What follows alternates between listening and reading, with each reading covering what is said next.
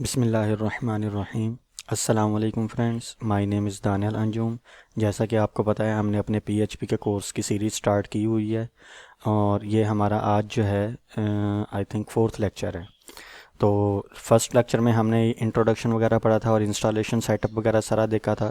Second lecture में हमने ये देखा था वेरिएबल्स क्या होते हैं, उनको कैसे डिफ़ाइन किया जाता है, और कमेंट्स वगैरह भी देखा था। फिर उसके बाद थर्ड लेक्चर में हमने ये देखा डेटा टाइप्स क्या होती हैं आपके पास और उनको हम कैसे किस किस तरह किस किस सिनेरियो में यूज़ कर सकते हैं। आज हम पीएचपी ऑपरेटर्स के बारे में बात करेंगे। ये एक ही कंप्लीट वीडियो होगी जिसके अंदर हम सारे के सारे ऑपरेटर्स को शुरू से लेकर एंड तक कवर कर लेंगे।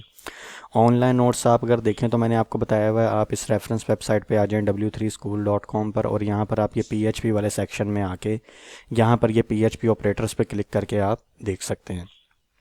तो देखिए, यहाँ पर बहुत सारे ऑपरेटर्स हैं। नंबर एक अरिथमेटिक ऑपरेटर्स हैं, फिर असाइनमेंट ऑपरेटर्स हैं, कंपैरिजन ऑपरेटर्स हैं, इंक्रीमेंट और डिक्रीमेंट ऑपरेटर हैं, लॉजिकल ऑपरेटर हैं, स्ट्रिंग ऑपरेटर हैं, एरे ऑपरेटर्स हैं। एरे को तो अभी हमने पढ़ा नहीं है, स्ट्रिंग को भी हमने इतना ज़्यादा नहीं पढ़ा कि इसके कौन कौन से फंक्शंस वगैरह सारी चीज़ें होती हैं, लेकिन हमें कम से कम ये तो पता है ना स्ट्रिंग क्या होती है।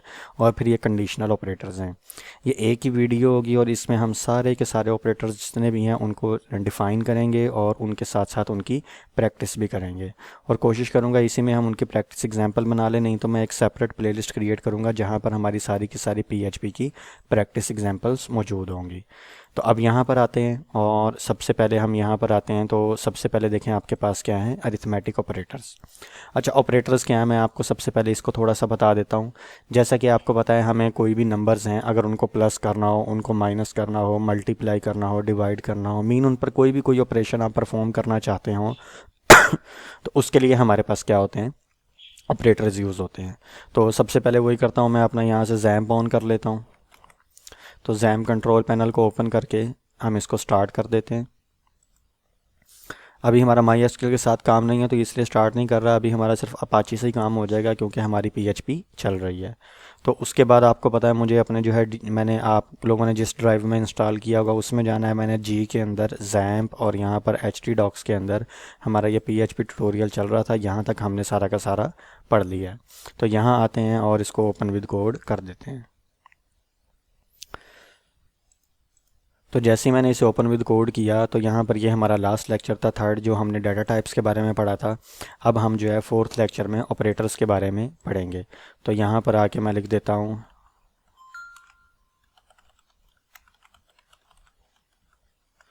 तो जैसे ही मैंने ये लिख दिया तो आपको पता है हमें सबसे पहले ये वाली साइड बार को बंद कर देते हैं और इसे थोड़ा सा बड़ा करके व्यू में जाके वाइड रैप को ऑन कर देते हैं और शिफ्ट वन दबा के जो हमारा बेसिक कोड है वो सारा का सारा आ जाएगा।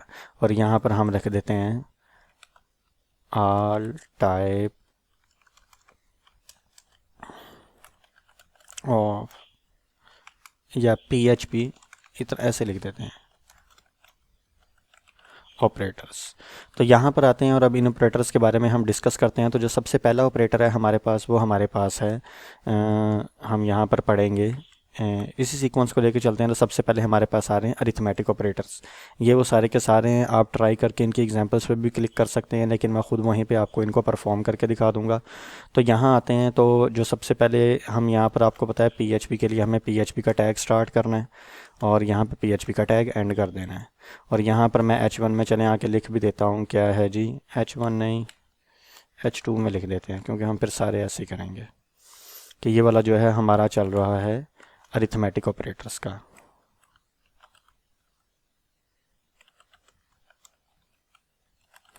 और ये आ गए हमारे पास अरिथमेटिक ऑपरेटर्स। अच्छा, अब इन अरिथमेटिक ऑपरेटर्स के जो हैं कौन कौन से हैं हमारे पास, एक आपने याद रखना है, हमारे पास एक प्लस है, एक माइनस है, एक आपके पास मल्टीप्लाई है। मल्टीप्लाई के लिए आपके पास एस्ट्रिक साइन होता है, ये 8 के ऊपर होता है। जो हमारे पास कीबोर्ड में काउंटिंग है ना, अल्फ़ा न्यूमेरिक के ऊपर, अल्फ़ाबेटिक के ऊपर जो है उसमें आपके पास होता है स्टार। फिर आपको अगर डिवाइड करना है तो ये आपका स्लैश है। और उसके बाद आगे अगर पावर लेनी है तो फिर ये डबल आपके पास आ जाएगा। ये कमेंट्स आ गए, मल्टी लाइन कमेंट्स, इनको बाद में देख लेंगे हम। ये स्लैश आ गया और फिर ये डबल पावर वाला है, इससे आप किसी भी पावर को ले सकते हैं। और फिर आपके पास एक होता है मॉडुलस ऑपरेटर। तो ये देखें, यही ऑलमोस्ट हमारे पास हैं 1 2 3 4 5 6। इन 6 के 6 जो हैं ये पावर वाले ही, इनको हम यहाँ पर आके एग्जाम्पल के साथ देखते हैं। तो यहाँ इसे मैं कमेंट कर देता हूँ, नीचे आता हूँ और यहाँ पर मैं कर देता हूँ डॉलर num1। एक मेरे पास कोई नंबर 1 है और उसमें मैं रख देता हूँ 20। फिर यहाँ पर आके मैं एक और नंबर लेता हूँ डॉलर, यहाँ पर लिख देते हैं नंबर 2 और इसमें मैं रख देता हूँ 5 रख देते हैं। तो अब ये देखें, ये दो नंबर्स हैं। अगर मैं इनको सम करना चाहूँ, मल्टीप्लाई करना चाहूँ, डिवाइड करना चाहूँ, तो वो सारा का सारा काम हमें करना है। तो या तो आप चाहें तो डायरेक्ट ऑपरेटर यूज़ करके भी कर सकते हैं, नहीं तो आप इनको किसी वेरिएबल में स्टोर करवा के भी आप ये काम कर सकते हैं। जैसे मैं यहाँ आता हूँ और यहाँ मैं लिखता हूँ डॉलर सम। तो ये जो सम है इसमें वेरिएबल्स का क्या होगा, सम स्टोर होगा। तो सम स्टोर करने के लिए मैं यहाँ लिखूँगा dollar num1 plus dollar num2, यानी num1 और num2 का क्या कर दो, सम कर दो। और उसके बाद आप यहाँ पर आके इको सम भी कर सकते हैं, तो आपको वहाँ पर रिज़ल्ट मिल जाएगा। तो मैं यहाँ के लिखता हूँ इको और यहाँ लिख देता हूँ डॉलर सम, तो हमें इसका क्या मिल जाएगा, यहाँ पे रिज़ल्ट मिल जाएगा। इसको एक बार हम चला के देखते हैं, कॉपी पाथ करके इधर आते हैं और यहाँ पर आके जैसे ही इसे मैं पेस्ट करता हूँ तो आपको पता है ये नहीं चलना। यहाँ आके मैं इसको हटा के लोकल होस्ट लिख देता हूँ। तो देखिए हमारे पास आ गया 25। 20 और 5 का सम करेंगे तो 25। जब num1 में 20 पड़ा है ना, वो 20 उठ के यहाँ आ जाएगा, प्लस ये जो num2 में 5 पड़ा है ये 5 उठ के यहाँ आ जाएगा, तो 20 + 5 आपके पास बन जाएगा 25। तो ये हमने क्या किया, यहाँ पर PHP में हमने सम को देख लिया। अच्छा, ये भी तरीका ठीक है, लेकिन मैं इसको कमेंट कर देता हूँ, बहुत ज़्यादा वेरिएबल्स नहीं बनाएंगे। तो देखो मैं यहाँ पर क्या करता हूँ, मैं आके वही अपना हमने जो कॉन्कैटिनेशन वाला किया हुआ है इको लगाता हूँ और यहाँ आके मैं लिखता हूँ दिस सम इज़, यानी हम यहाँ पे सम कर रहे हैं। डॉट लगा के कॉन्कैटिनेशन लगाएं और डॉलर कर दें num1 प्लस num2, यानी num1 और num2 का प्लस। फिर इन्हीं को मैं यहाँ पे डुप्लीकेट कर देता हूँ और सम के बाद यहाँ पर आके हम लिख देते हैं सब्ट्रैक्शन।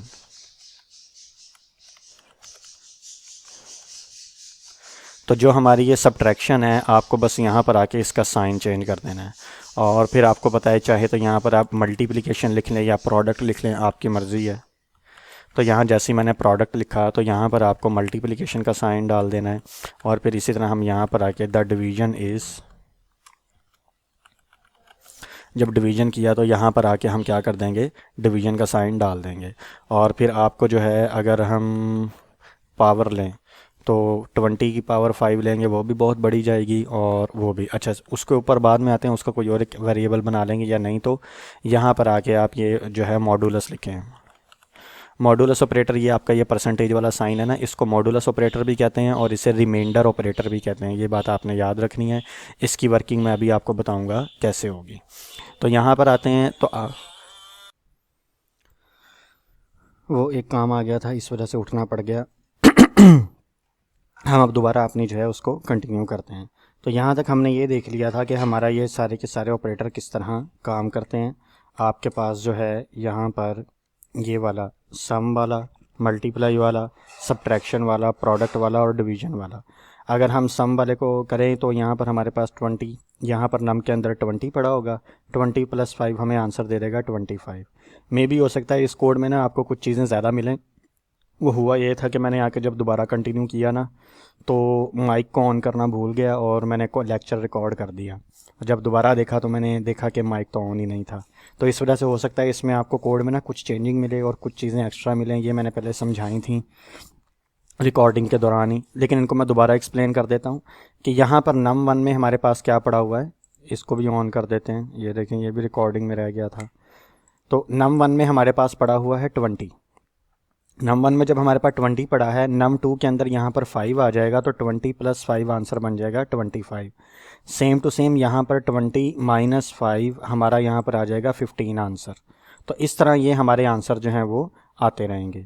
अब यहाँ पर आके जो है ये प्रोडक्ट आ गया, ये वाला सारा आ गया। इसको यहाँ से सेव करके इधर आके अगर मैं यहाँ पर आके इसको रिफ़्रेश करूँ तो देखें सम हमें मिल गया, सब्ट्रैक्शन मिल गई, प्रोडक्ट मिल गई और हमारे पास यहाँ पर डिवीज़न मिल गई। अब एक हमारा इसमें रह गया मॉडुलस ऑपरेटर। तो इसको यहाँ से एक बार फिर मैं डुप्लीकेट कर देता हूँ और यहाँ पर आके हम लगा देते हैं अपना मॉडुलस का साइन। तो जैसे ही मैं यहाँ पर अपना मॉडुलस का साइन लगाता हूँ, ये परसेंटेज वाला जो होता है ये मॉडुलस ऑपरेटर को डिनोट करता है। तो जो इसका आंसर आपके पास आएगा ना, इसको आप खुद थोड़ा पास करें और सोचें कि क्या इसका आंसर आएगा। तो जो इसका आंसर है वो आपके पास आना है 0। तो 0 क्या होता है, ये जो मॉडुलस ऑपरेटर होता है, मॉडुलस भी होता है और इसे रिमाइंडर भी कहते हैं। मॉडुलस ऑपरेटर भी कह सकते हैं और रिमाइंडर भी आप कह सकते हैं। तो यहाँ पर आप देखेंगे तो आंसर आपको क्या मिला, 0। अब ये कैसे वर्किंग करता है, तो मैं यहाँ पर आके ना लिखता हूँ मॉडुलस ऑपरेटर एग्जांपल्स। जैसे ही मैंने ये लिखा, आप इमेजेस पे आ जाएं, हमें बनी बनाई काफ़ी सारी इमेजेस मिल जाएंगी। तो इसमें मैं कोई एक अच्छी सी इमेज ढूंढता हूँ जो इसकी एग्जांपल को एक्सप्लेन करे। हाँ, ये देखें, ये मिल गई। अब हमारी वाली एग्जैक्ट एग्जांपल तो नहीं है, लेकिन आप इसको समझ आ जाएगी। आप इधर देखें, यहाँ पर हमने क्या किया, ये एग्जांपल देखना। तो यहाँ पर 25 है और यहाँ पर 7 है। तो 7 3 आपके पास 21 होता है। 25 में से 21 माइनस हुए तो आंसर आपके पास कितना बचा, 4। तो ये जो 4 आपके पास बचा है ना, इसे हम कहते हैं मॉडुलस या फिर रिमाइंडर। और ये जो ऊपर वाला होता है जिसका टेबल आप पढ़ते हैं पूरा, ये वाला जो होता है ये आपके पास होता है कोशेंट। क्लियर हुई बात। तो ये जो हमें यहाँ पर आंसर 4 मिला था ये हमारा कोशेंट है, और ये जो हमें यहाँ पर आंसर 0 मिला है वो हमारे पास क्या है, रिमाइंडर है। एक नंबर को दूसरे नंबर से डिवाइड करने के बाद उनको माइनस करें और जो हमारे पास ये नीचे बाकी आंसर आता है इसे हम रिमाइंडर कहते हैं। ये भी इसकी एग्जांपल है। और यहाँ पर ये देखें कितनी सारी एग्जांपल्स हैं, आप लेते रहें जो मर्ज़ी एग्जांपल। जैसे ये देखें, यहाँ पर 4 2s 8 की या 9 में से 8 गए, आंसर बचा 1। तो ये जो 1 है ये देखें, ये आपका आ गया मॉडुलस, और ये जो आपका आंसर आ गया ये आपका आ गया जो है डिवीजन ऑपरेटर से जो आपका आंसर आया कोशेंट, और ये आपका रिमाइंडर। तो उम्मीद है मॉडुलस ऑपरेटर आपको क्लियर हो गया होगा कि एक को रकम को दूसरी रकम के डिवाइड करने के बाद जो नीचे हमारे पास रकम बचती है वो आपके पास क्या होता है, मॉडुलस ऑपरेटर होता है। तो यहाँ तक हमने अपने सारे के सारे ऑपरेटर्स को देख लिया जो हमारे अरिथमेटिक ऑपरेटर थे, डिस्कस कर लिया। अब देखें, वही मैंने आपको बात बताई थी ना वीडियो में कि वो वीडियो रिकॉर्ड कर ली थी तो जो है माइक ऑन करना भूल गया। ये देखिए, मैंने फिर असाइनमेंट ऑपरेटर पढ़ाया था, जब पढ़ा लिया फिर मुझे पता लगा मैंने माइक ही नहीं ऑन किया है। तो अब यहाँ पर हमने ये सारे के सारे मॉडुलस ऑपरेटर्स को कवर कर लिया है। तो अब यहाँ पर आके फिर मैं यहाँ पर इनको भी कमेंट कर देता हूँ, और यहाँ पर अब हम जो है असाइनमेंट ऑपरेटर को डिस्कस करेंगे। तो हमारे पास असाइनमेंट ऑपरेटर्स क्या होते हैं, मैं यहाँ आता हूँ और यहाँ आके ये एक लाइन लगाते हैं और इस पर लिख देते हैं ASSIG असाइनमेंट ऑपरेटर। ऐसे इसका थोड़ा सा हिंट तो मैंने आपको पहले भी दिया हुआ है, लेकिन इसकी एक एडवांस फॉर्म है, वो थोड़ी सी हम देख लेंगे। तो यहाँ पर अगर हम आए,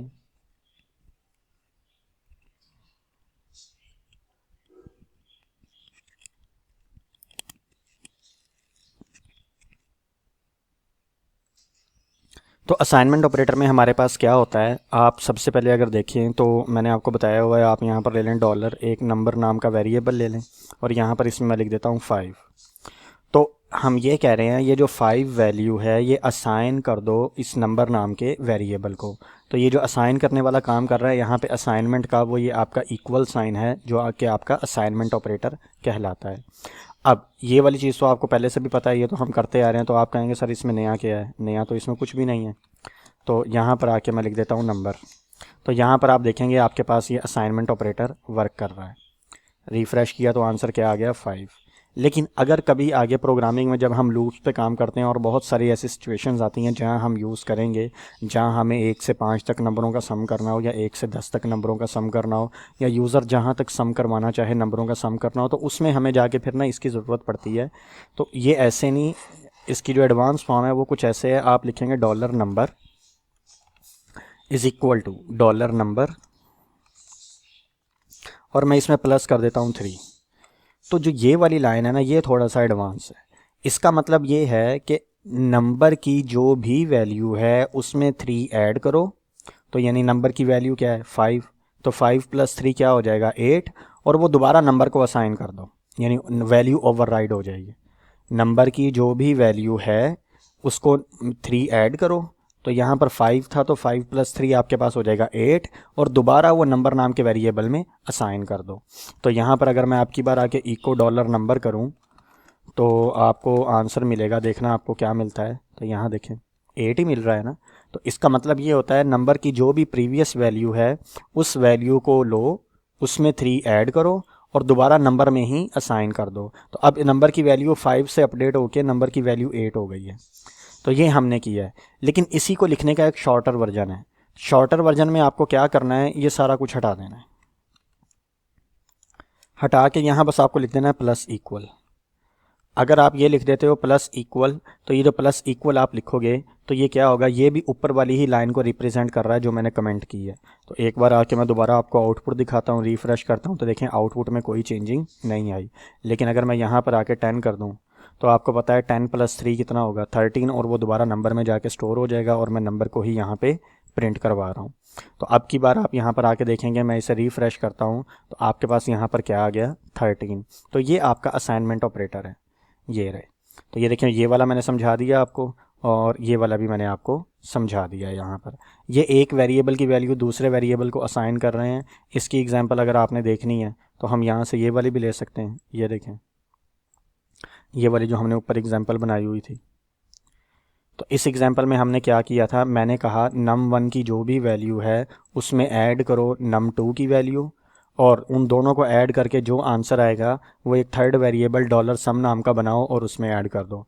तो मतलब यहाँ पर 20 था, वो 20 यहाँ पे आया, और फिर यहाँ पर हमारे पास num2 में 5 आया, तो 20 + 5 25 हो गया, और वो जाके असाइन हो गया सम नाम के वेरिएबल को। और यहाँ से सम नाम के वेरिएबल को अगर आप इको करेंगे तो आंसर आपको मिल जाएगा 25। तो इसका मकसद ये था कि एक वेरिएबल की वैल्यू दूसरे वेरिएबल को भी बगैर लिखे असाइन हो सकती है, यानी ये वेरिएबल की वैल्यू इस वेरिएबल को असाइन हो रही है लेकिन आफ्टर कैलकुलेशन।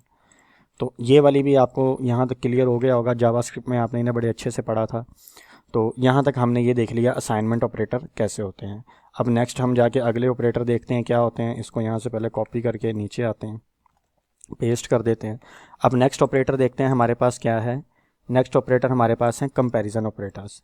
जब भी आप कंडीशनली वर्क कर रहे होंगे ना, तो उस कंडीशन में जब भी किसी चीज़ को इवेलुएट करना होगा तो आपका वहाँ पर असाइनमेंट ऑपरेटर आएगा, और ये हमेशा ट्रू या फॉल्स रिटर्न करते हैं। तो इन असाइनमेंट ऑपरेटर को आके देखते हैं।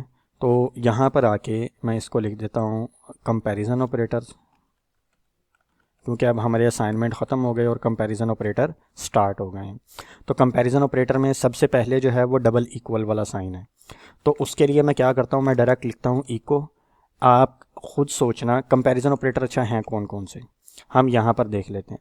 एक आपके पास होगा लेस देन, एक आपके पास होगा ग्रेटर देन, फिर एक आपके पास होगा लेस देन इक्वल, फिर आपके पास होगा ग्रेटर देन इक्वल, फिर आपके पास होगा नॉट इक्वल, और फिर एक आपके पास होगा इक्वल। के लिए तो असाइनमेंट था, तो यहाँ पर इक्वल अगर आपको शो करना हो तो आप डबल इक्वल शो करेंगे।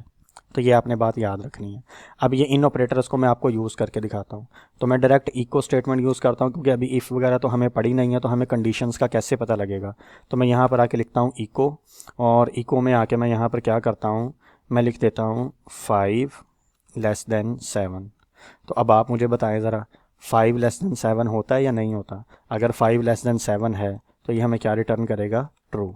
तो चेक करते हैं हमें ट्रू आ रहा है। तो यहाँ पर आ गया 1। मैंने आपको बताया था ना, जो ट्रू है ये आपको 1 को भी शो करता है, ठीक है। और अगर फॉल्स आएगा तो वो आपका 0 को शो करेगा। देखिए मैं यहीं पे आके इसको मैं यहाँ 0 लिख देता हूँ और ये हमारा रिटर्न करेगा फॉल्स। तो यहाँ पर आके मैं सिर्फ इस साइन को चेंज कर देता हूँ और मैं कह रहा हूँ 5 < 7। 5 < 7 का मतलब क्या है, क्या 5 7 से बड़ा होता है? नहीं, 5 7 से बड़ा नहीं ना होता। तो वो चेक करेगा और वो दिखेगा 5 7 से बड़ा नहीं होता, तो वो ये कहेगा आपने जो ये स्टेटमेंट लिखी है ये स्टेटमेंट फॉल्स है। और फॉल्स का मतलब क्या है, हमें 0 रिटर्न होगा। तो यहाँ आके जैसे रिफ़्रेश करते हैं, हम ये ऊपर वाले को कमेंट कर देते हैं और आके जब इसे रिफ़्रेश करते हैं तो देखें यहाँ पे हमारा 0 नहीं आ रहा, फॉल्स वाला रिटर्न नहीं होता। लेकिन इसको एक तरीके से आप देख भी सकते हैं। तो मैं क्या करता हूँ, ऐसे करने के बजाय मैं इनको वेरिएबल्स में स्टोर करके फिर वेर डम्प से देखते हैं, उससे आपको देखना सारी वैल्यू मिलेगी। तो यहाँ पर आके मैं लेता हूँ $num1 ऊपर वाला num1 कमेंट है, ये आपने याद रखना है, तो मैं इसलिए नीचे दोबारा यहाँ पर कोई ना कोई वैल्यू ले रहा हूँ। तो num1 मैंने ले लिया यहाँ पर 7, और मैं यहाँ पर कहता हूँ $num2, और num2 मैंने यहाँ पर ले लिया 5। तो अब हम इनका कंपैरिजन करते हैं कि नंबर 1 नंबर 2 से बड़ा है या नहीं बड़ा, नंबर 1 नंबर 2 से छोटा है या नहीं छोटा, नंबर 1 नंबर 2 के इक्वल है या नहीं है। तो मैं यहाँ आके करता हूँ इको, और यहाँ लिख देता हूँ $num1, और ग्रेटर देन कह देता हूँ मैं $num2। तो मैंने स्टेटमेंट ये लिखी कि नंबर 1 नंबर 2 से बड़ा है। ठीक है, मैंने स्टेटमेंट यहाँ पर क्या लिखी, नंबर 1 नंबर 2 से बड़ा है। अब वो इसे पढ़ेगा और बताएगा कि ये ट्रू है या फॉल्स है। तो नंबर 1 में क्या है 7, और नंबर 2 में क्या है हमारे पास 5, तो 7 5 से बड़ा होता ही है, तो ये रिटर्न करेगा ट्रू, यानी क्या रिटर्न करेगा 1 को। और आप इसको वैर डंप भी कर सकते हो, तो इसको एक और वेरिएबल में स्टोर करवा लें। तो पहले यहाँ से अगर मैं कट करूँ और लिखूँ फिर हमें इको की भी ज़रूरत नहीं पड़नी, पहले ऐसे देख लें। तो ये आपके पास इस तरह आ रहा है। तो इसको जब आप देखेंगे तो यहाँ पर आपके पास 1 आ गया। अब इसी चीज़ को अगर मैं वैर डंप के अंदर रख के देखूँ, हमने ऊपर पढ़ा था, ये वैर डंप फंक्शन लेते हैं और इसमें डॉलर में लिख देता हूँ num1 ग्रेटर देन $num2। तो देखते हैं हमें इसका अब क्या आंसर मिलता है। तो अब की बार आप देखेंगे तो पहली वाली वैल्यू में 1 मिला, और फिर उसने देखो लिखा है कि बूलियन डाटा टाइप है और इसको क्या मिला हुआ है, ट्रू मिला हुआ है। तो यहाँ पर आके इसको मैं यहाँ पर एक br टैग लगा देते हैं। तो यहाँ से हमने ये देख लिया कि जो हमारे पास num1 है वो बड़ा है num2 से, हमें वैल्यू ट्रू मिल रही है। और ये यहाँ से उठा के, यहाँ से तो 1 मिल रहा था और यहाँ पे हमें मिल रहा है ये वाला। तो यहाँ पर आपको उम्मीद है ये कंपैरिजन ऑपरेटर की समझ आ गई होगी, ये कैसे वर्क कर रहा है और किस तरह चल रहा है। अब अगर इसी सारे को मैं अगेन डुप्लीकेट करूँ और डुप्लीकेट करके यहाँ पर आके मैं ग्रेटर देन की जगह लेस देन लगा दूँ, तो लेस देन का क्या मतलब है कि यहाँ पर 7 जो है वो 5 से लेस है, मैंने ये स्टेटमेंट लिखी है। तो यहाँ आएगा 0, 0 नज़र नहीं आएगा आपको, ये बात आपने याद रखनी है। और यहाँ पर भी आके मैं इसे कर देता हूँ लेस। तो यहाँ वैर डंप हमें उसकी डाटा टाइप दिखा देगा और कहेगा कि ये बूलियन डाटा टाइप है और आपके पास जो रहा है वो है फॉल्स। तो अब देखते हैं, यहाँ आके जैसे ही मैंने रिफ़्रेश किया तो देखें ये आपके पास बूल ट्रू जो आ रहा है, ये जो ट्रू आ रहा है ये ऊपर वाले का आ रहा है। तो इसको अगर हम यहाँ से कमेंट कर दें तो अब हमें सिर्फ नीचे वाला आंसर मिलेगा। तो देखें आपको लिखा आ रहा है बूल और क्या नज़र आ रहा है फॉल्स। तो वो जो 0 होता है वो उसे नहीं दिखाता, ये बात आपने याद रखनी है। तो इसको अगर आपको देखना हो तो आप वैर डंप की मदद से देख सकते हैं। तो ये हमने यहाँ पर सारा का सारा कर दिया। अब इसी को मज़ीद एक बार डुप्लीकेट करते हैं और यहाँ पर आके अब मैं 2 नंबर और डिफ़ाइन कर देता हूँ।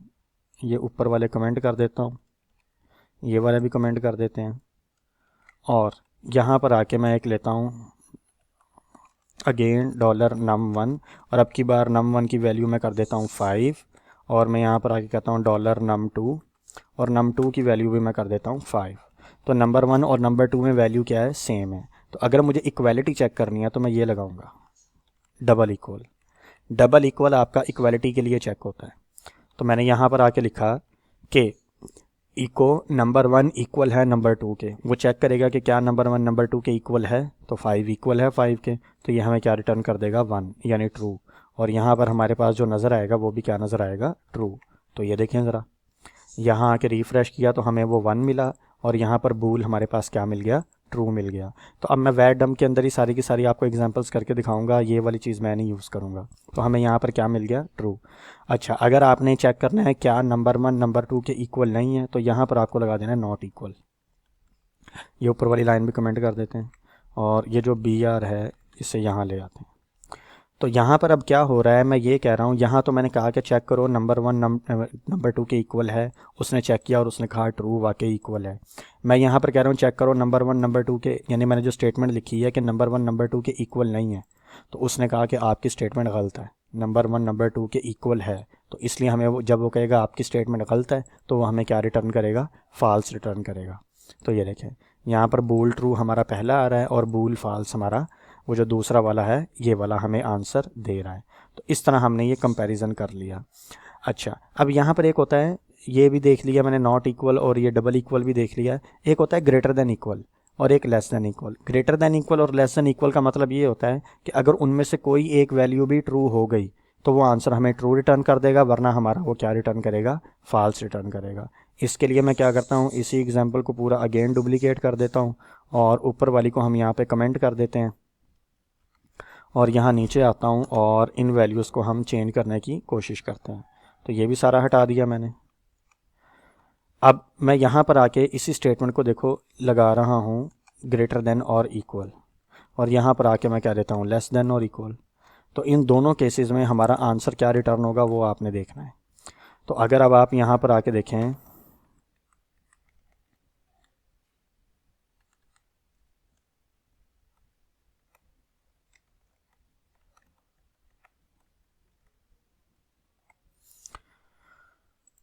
तो यहाँ पे आके अगर आप देखेंगे तो मैंने यहाँ ये लिखा कि चेक करो नंबर 1 नंबर 2 से बड़ा है, तो नंबर 1 और नंबर 2 तो इक्वल है, तो मतलब ये तो हो गया फॉल्स। लेकिन फिर वो दोबारा ये इक्वल की वजह से चेक करेगा। मैंने ये कहा चेक करो नंबर 1 नंबर 2 के बड़ा है या नंबर 1 नंबर 2 के इक्वल है, तो बड़ा तो नहीं है तो वो तो फॉल्स हो जाएगा, लेकिन इक्वल वाला ट्रू हो जाएगा, तो इसका आंसर हमें क्या रिटर्न करेगा, ट्रू। और मैंने यहीं पर ऐसे ही कहा कि चेक करो नंबर 1 नंबर 2 के इक्वल है या लेस देन है, तो लेस देन तो नहीं है, लेस देन वाली कंडीशन फॉल्स हो जाएगी, लेकिन इक्वल वाली कंडीशन ट्रू हो जाएगी और ये क्या हो जाएगा, अगेन ट्रू आ जाएगा। तो यहाँ पर अगर आप आके देखो, रिफ़्रेश किया तो देखो बूल ट्रू, आपके पास बूल ट्रू आ रहा है। और इसमें अगर मैं यहाँ पर सिर्फ लेस देन लगा दूँ तो अब की बार देखना नीचे वाला हमें फॉल्स देगा, और अगर मैं लेस देन के साथ इक्वल लगा दूँ तो दूसरी कंडीशन ट्रू हो जाती है, तो ये हमारा यहाँ पर हमें क्या रिटर्न करेगा, ट्रू रिटर्न करेगा। तो यहाँ से हमने ये देख लिया असाइनमेंट ऑपरेटर क्या होते हैं और ये किस तरह वर्क करते हैं। तो उम्मीद है आपको ये कंपैरिजन ऑपरेटर समझ आए होंगे। अच्छा, इसमें एक चीज़ देखनी है, ये जो ट्रिपल इक्वल है ना, ये डाटा टाइप को भी कंपेयर करता है। ये जो ट्रिपल इक्वल है ये नेक्स्ट मैं आपको जाके समझाऊंगा कि इसमें वैल्यू भी चेक होती है और साथ में उसकी डाटा टाइप भी चेक होती है। लेकिन अभी मैंने आपको जो दिखाया है वो ये नॉट इक्वल दिखाया है। तो ये नॉट इक्वल वो देखो ऐसे भी लिख रहा है, और फिर greater than greater than equal और लेस देन इक्वल भी मैंने आपको बता दिया है। ये स्पेसशिप ऑपरेटर है, इसको भी इतना ज़्यादा यूज़ नहीं होता है, लेकिन कभी यूज़ होगा तो हम इसको भी देख लेंगे। अभी आप इसको रहने दें। अभी आप बेसिक ऑपरेटर्स हैं ना, मैं उनके बारे में डिस्कस कर रहा हूँ और उन्हीं के बारे में बात करेंगे। एक ये डबल इक्वल, ट्रिपल इक्वल आगे जाके हम जब कंडीशंस आएंगे ना इफ़ के अंदर, मैं तब आपको यूज़ करके दिखाऊंगा, तब आपको इसकी ज़्यादा समझ आएगी, ये ट्रिपल इक्वल की और ये जो नॉट डबल इक्वल है। अभी फ़िलहाल हमने ये वाला पढ़ा है, ये वाला पढ़ा है, ये वाला जो है इसी का अल्टरनेट है, फिर ये तीन हमने पढ़ लिए हैं और ये वाला भी हमने पढ़ लिया। तो अब यहाँ पर आपके पास आते हैं इंक्रीमेंट ऑपरेटर और डिक्रीमेंट ऑपरेटर। अच्छा, इंक्रीमेंट ऑपरेटर और डिक्रीमेंट ऑपरेटर आपके तब यूज़ होते हैं अगर आप किसी चीज़ में कोई वैल्यू प्लस करना चाहो सिर्फ 1, तब ये आपके यूज़ होंगे। तो मैं यहाँ आता हूँ, इसे कॉपी करता हूँ और कॉपी करके यहाँ आके इसे पेस्ट करता हूँ और यहाँ पर आके हम लिख लेते हैं इंक्रीमेंट डिक्रीमेंट ऑपरेटर। तो जब यहाँ पर आएंगे तो मैं यहाँ पर आके लिखता हूँ, जैसे मैंने लिखा डॉलर, एक ले लेता हूँ मैं यहाँ पर नंबर और उसमें वैल्यू दे देता हूँ 5। मैं ये चाहता हूँ 5 के अंदर कुछ ऐड हो जाए। तो जब आप चाहते हैं 5 के अंदर कुछ ऐड हो जाए, कुछ मीन सिर्फ एक ऐड हो जाए, तो आप एक तरीका तो वो पुराना है, आप यहाँ लिखें डॉलर नंबर प्लस इक्वल 1। तो इसका मतलब यही है कि 5 में एक ऐड हो जाए और वो आपको शो हो जाए। तो मैं इको कराता हूँ और यहाँ पर मैं लिख देता हूँ डॉलर नंबर। तो देखते हैं हमें डॉलर नंबर में क्या मिलता है। यहाँ के रिफ़्रेश किया तो देखें 6 मिल रहा है। यहाँ पर भी मैं चेंज कर देता हूँ, इसको हम कर देते हैं, अब की बार हम पढ़ रहे हैं अपना इंक्रीमेंट डिक्रीमेंट ऑपरेटर। तो यहाँ तक हमने ये सारा का सारा देख लिया है। तो ये हमने यहाँ पर अपने ऑपरेटर्स बना लिए। तो इसके बाद इसी को लिखने का एक दूसरा तरीका है, वो क्या है, आप यहाँ पर आके इस तरह लिखने के बजाय आप सिर्फ इतना वर्ड लिख सकते हो, नंबर प्लस प्लस। तो अब की बार देखते हैं हमें क्या मिलता है। तो अब की बार हमें 5 ही मिला। तो ये क्या हुआ, ये क्या हुआ, इसको प्रीफिक्स और पोस्ट फिक्स कहते हैं। तो सबसे पहले मैं इसको यहाँ से हटाता हूँ और यहाँ आके मैं लिख देता हूँ डॉलर नंबर प्लस प्लस। तो जैसे ही मैंने लिखा, अब की बार इसका मतलब यही है जो ऊपर वाली लाइन का मतलब है। क्या मतलब है कि नंबर की वैल्यू में नंबर की पुरानी वैल्यू लो और उसमें +1 कर दो। तो देखिए हमें 6 मिल गया। तो ये आपके पास क्या आया, इंक्रीमेंट ऑपरेटर आ गया। सेम टू सेम अगर आपने कम करना है तो मैं यहाँ पर आके इसको डुप्लीकेट करता हूँ और अब की बार हम एक कम करेंगे। तो कम करने के लिए वैल्यू हमारे पास पहले क्या है, 6 है ना, तो यहाँ पर क्या हो जाएगी, अब की बार दोबारा 5 हो जाएगी। मतलब ये इसको बनाएगा यहाँ पे 6, आंसर में हमें यहाँ मिलेगा 6। और यहाँ पर मैंने कह दिया एक कम कर दो, तो ये जो कम करेगा तो यहाँ दोबारा हमें 5 मिल जाएगा। तो ये देखते हैं, तो ये देखें एक 6 मिला, एक 5 मिला। वो बी आर टैग नहीं लगा हुआ, इस वजह से वो क्या है, आपस में कंबाइन है। तो यहाँ पर आके हम एक बी आर टैग भी लगा देते हैं। तो देखिए हमें उसकी वैल्यू मिल गई, एक हमें मिली 6 और एक हमें मिली 5। तो एक होता है आपके पास डिक्रीमेंट ऑपरेटर और एक आपके पास होता है इंक्रीमेंट ऑपरेटर। अच्छा, इसी में एक आपके पास आगे आता है प्री फिक्स और पोस्ट फिक्स। तो वो प्री फिक्स और पोस्ट फिक्स का देख लें क्या मतलब होता है।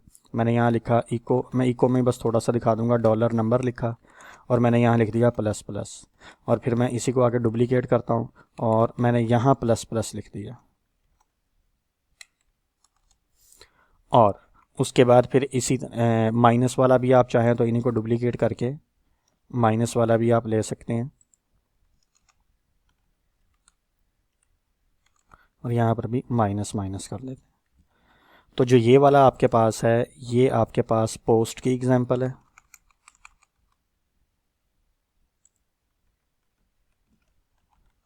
पोस्ट वाले की, और ये वाली जो है ये आपके पास प्री की एग्जांपल है।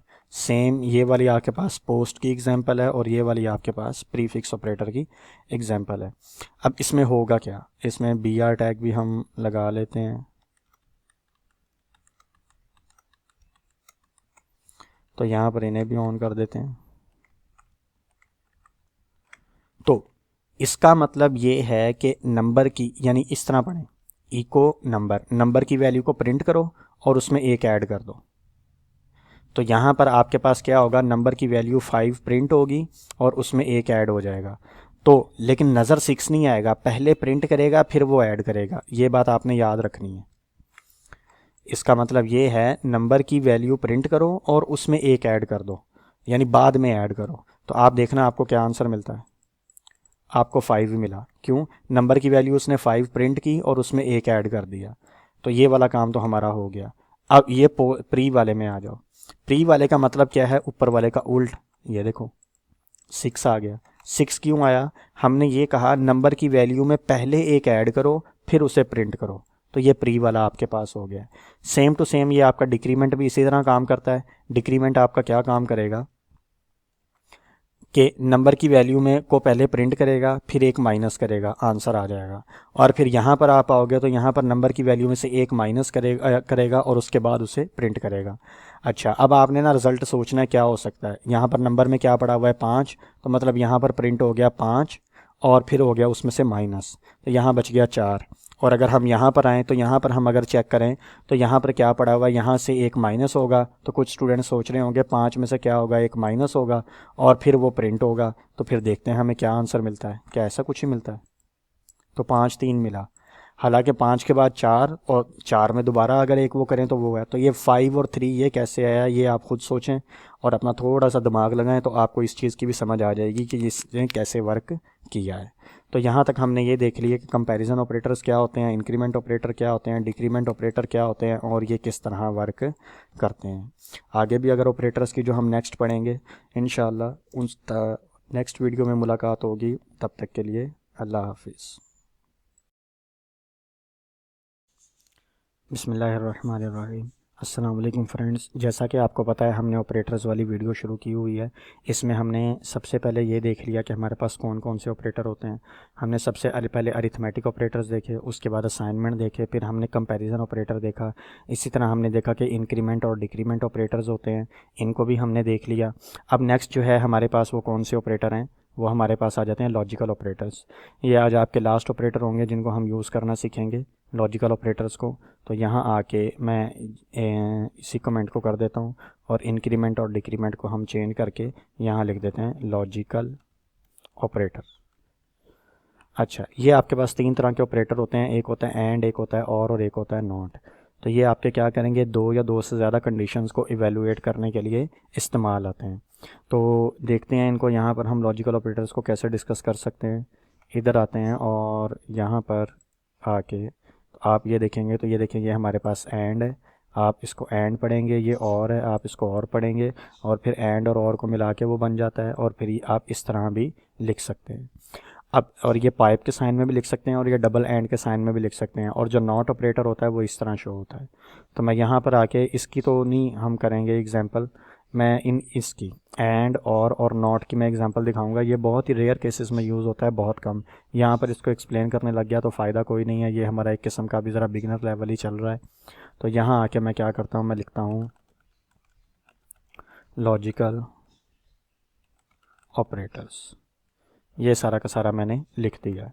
तो यहाँ पर आके हम क्या करते हैं, अपने लॉजिकल ऑपरेटर्स में आते हैं और इनको हम यहाँ से अपना कोड को देखना स्टार्ट करते हैं।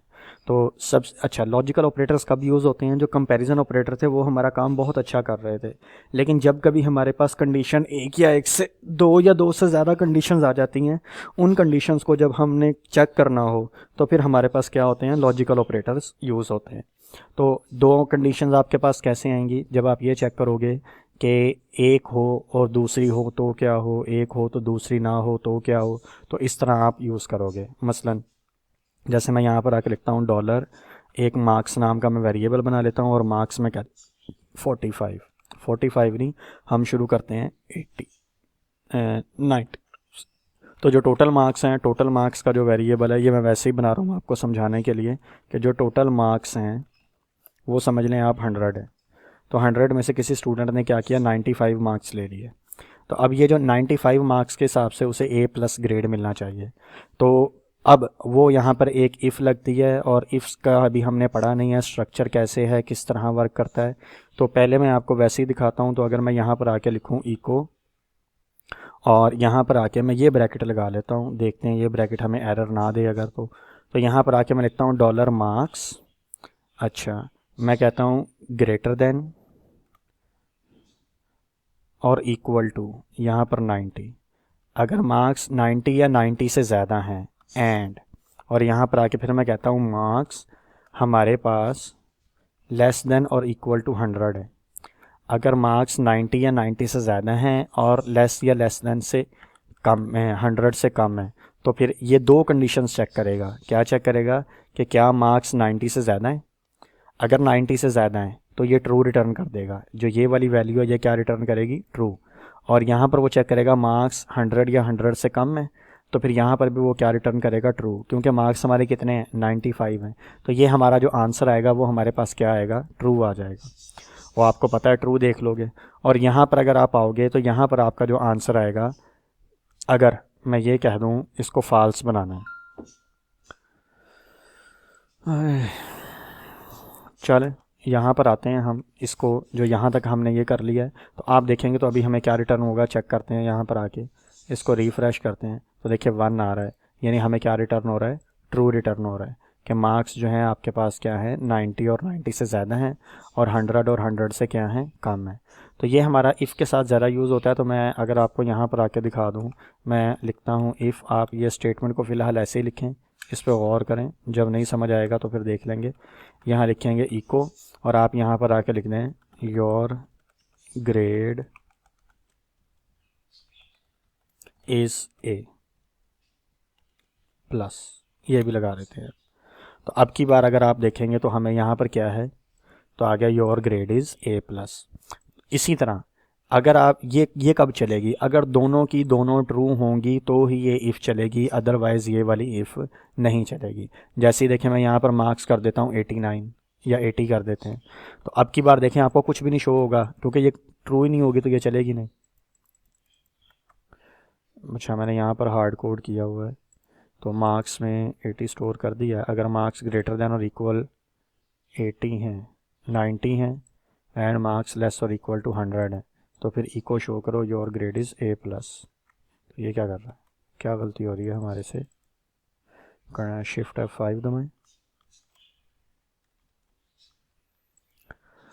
अच्छा, मैंने मार्क्स में रख दिया है 80, और मैं ये कह रहा हूँ इफ़ मार्क्स ग्रेटर और इक्वल टू 90, अगर मार्क्स 90 से ज़्यादा हैं and marks less than equal. अच्छा देखें कितनी बड़ी गलती हो रही है, गलती क्या हो रही है, सिंटैक्स एरर की है। वो यहाँ पे स्टेटमेंट को एंड कर देता है, ये सेमीकोलन की वजह से। तो मैं भी कहूँ ये कैसे हो गया कि कंडीशन गलत हो गई है। तो ये सेमी कॉलन की वजह से यहाँ पर ये स्टेटमेंट ही एंड हो रही थी, तो वो इसको हमें रिटर्न कर रहा था। तो यहाँ पर आते हैं, अब की बार आप देखेंगे इसे रिफ़्रेश करूँ तो देखें आपको कोई आउटपुट नहीं आ रही। क्यों? क्योंकि हमने कोई कोड ही नहीं किया जो मार्क्स लेसर हो। तो यहाँ पर अगर दोनों में से एक भी कंडीशन फॉल्स हो जाती है, अभी आप देखें तो मार्क्स 100 से तो लेस हैं। इस कंडीशन, ये तो कंडीशन ट्रू हो रही है कि मार्क्स आपके 100 से लेस हैं, लेकिन 90 से ग्रेटर तो नहीं है ना। तो यहाँ पर आपकी कंडीशन क्या हो गई? फॉल्स हो गई। तो जो एंड ऑपरेटर होता है, दोनों कंडीशन में से अगर एक भी कंडीशन आपकी फॉल्स हो जाए तो आपका आंसर जो होता है वो फॉल्स होता है, और फिर जो उसके अंदर का कोड ये इफ़ वाला है ये नहीं चलेगा। और अगर आप और ऑपरेटर की बात करें, मैं यहाँ पर आके एंड की जगह और लगा देता हूँ, ये पाइप साइन यूज़ होते हैं। इसमें आप अगर गौर करें तो मार्क्स 90 से ग्रेटर तो नहीं है, यानी क्या है 80 हैं। तो ये तो क्या रिटर्न करेगा? ये आपका रिटर्न करेगा फॉल्स, लेकिन ये वाला आपका रिटर्न कर देगा ट्रू। तो और ऑपरेटर में अगर एक भी आंसर ट्रू हो तो आपके पास आंसर क्या होता है? ट्रू होता है, और वो स्टेटमेंट आपकी चल जाती है। यहाँ पर आप अब देखेंगे तो योर ग्रेड इज़ A+ आ रहा है, किसकी वजह से? इस लाइन की वजह से। तो ये एंड और ऑपरेटर आपके काम करते हैं। अच्छा, अब ये एंड और ऑपरेटर हमेशा दो या दो से ज़्यादा कंडीशंस पे काम करते हैं। अगर आपने इनका टेबल देखना है तो मैं आपको इनके टेबल पे आता हूँ, और यहाँ पर मैं लिखता हूँ एंड ऑपरेटर टेबल। तो यहाँ पर इमेजेस में आ जाते हैं। तो आप यहाँ पर अगर देखेंगे तो ये देखें, ये बनाया हुआ है उसने, एंड और एक्सॉर और नॉट तीनों का ही बनाया हुआ है। अगर आप इसे खोल लें, ये देखें, तो इसमें ये एंड है, तो 0 0 का मतलब फॉल्स होता है, मैंने आपको बताया है। तो एंड ऑपरेटर में अगर एक भी कंडीशन फॉल्स हो जाए तो आंसर फॉल्स होता है। देखें ये दोनों फॉल्स हैं, तो आंसर क्या आया? फॉल्स। इसमें से ये वाली पहली वाली फॉल्स है, दूसरी वाली ट्रू है, लेकिन आंसर क्या आया? फॉल्स। इसमें पहली वाली ट्रू है, दूसरी वाली फॉल्स है, लेकिन आंसर क्या आया? फॉल्स। इसमें दोनों ही ट्रू हैं, तो आंसर क्या आया? 1। तो एंड ऑपरेटर आपका तब वर्क करता है अगर आपकी दोनों की दोनों कंडीशंस क्या हों? ट्रू हों, तो आपका एंड ऑपरेटर का जो है वो कोड चलेगा। अदरवाइज़ आपका जो है वो ट्रू रिटर्न करेगा, अदरवाइज़ आपका वो ट्रू रिटर्न नहीं करेगा। यहीं आके आप और ऑपरेटर की थोड़ी सी देख लें, तो और ऑपरेटर में क्या होता है? एंड का उल्टा है। एंड में एक भी फॉल्स हो तो आंसर क्या हो जाता है? फॉल्स हो जाता है। और में एक भी ट्रू हो तो आंसर क्या हो जाता है? ट्रू हो जाता है। तो यहाँ पर देखें 0 0 दोनों फॉल्स हैं, तो फॉल्स ही होगा, जाहिर सी बात है। लेकिन 0 1 इसमें एक ट्रू हो गया ना, तो आंसर क्या आ रहा है? हमें ट्रू मिल रहा है। इसमें भी अगर आप देखें 0 1, तो इसमें एक भी ट्रू हो गया तो आंसर हमें क्या मिल रहा है? ट्रू। और दोनों ही 1 हो तो क्या होगा? ट्रू ही मिलेगा हमें। तो ये आपको बात क्लियर हो गई, ये एंड कैसे वर्क कर रहा है। और ये नॉट जो होता है, नॉट क्या करता है? ट्रू को फॉल्स बना देता है, और फॉल्स को ये क्या कर देता है? ट्रू बना देता है। इसकी आगे जाके हम इफ़ के साथ जब प्रैक्टिस एग्जांपल करेंगे उसके अंदर मैं आपको इसको ज़्यादा अच्छे से एक्सप्लेन कर दूंगा। अभी आप ये याद रखें कि लॉजिकल ऑपरेटर्स जो हैं वो कैसे काम करते हैं। एक एंड काम करता है, एक और काम करता है, और एक आपका नॉट काम करता है। और एंड क्या करता है? अगर दोनों कंडीशन में से एक कंडीशन भी फॉल्स हो जाए तो आपका आंसर क्या होगा? फॉल्स होगा, और आपका जो आगे जो भी आपने कोड किया होगा वो नहीं चलेगा, एग्जीक्यूट नहीं होगा। और ऑपरेटर में क्या होता है? दोनों में से अगर एक भी कंडीशन आपकी ट्रू हो जाती है तो आंसर आपका ट्रू आएगा, और कोड आपका जो है एग्जीक्यूट हो जाएगा, या जो भी आपने कंडीशन जिस तरह लिखी होगी वो आपकी उस तरह आपको नज़र आना शुरू हो जाएगी। तो यहाँ तक हमने अपने PHP के सारे ऑलमोस्ट ऑपरेटर्स कवर कर लिए हैं। इसमें आपको कहीं पे भी कोई नई चीज़ ना समझ आए आप मुझसे क्लास में भी पूछ सकते हैं, और अगर आप वीडियो देख रहे हैं, वीडियो में अगर आपको कहीं भी कोई भी चीज़ कन्फ्यूजन क्रिएट कर रही है तो आप मुझे उसको कमेंट में बताएं, उसके मैं नेक्स्ट सेपरेट वीडियो में एक्सप्लेन करने की कोशिश करूँगा। तो हमने ये एक ही वीडियो बनाई है जिसके अंदर मैंने PHP के बिगनर लेवल के लिए आपके जितने भी ऑपरेटर्स हैं उन सब को मैंने क्या किया? ट्राई किया कि आपको सारे के सारे एक्सप्लेन कर सकूं। इंशाल्लाह नेक्स्ट वीडियो में मुलाकात होगी, तब तक के लिए अल्लाह हाफिज़।